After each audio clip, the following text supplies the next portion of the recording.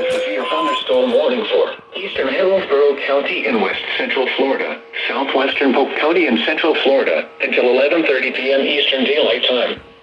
At 10:52 p.m. Eastern Daylight Time, severe thunderstorms were located along a line extending from Hillsborough River State Park to near Greater Sunday Center, moving east at 25 miles an hour. Greater Sunday Center. Hazard, 60 miles an hour wind gusts.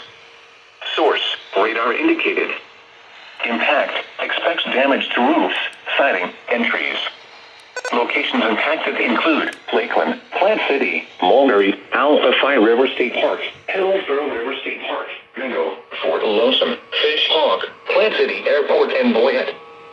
For your protection, move to an interior room on the lowest floor of a building.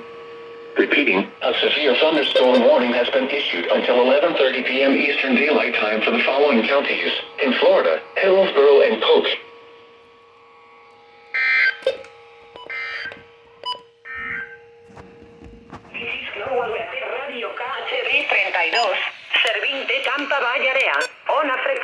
Gotta love that Spanish ID.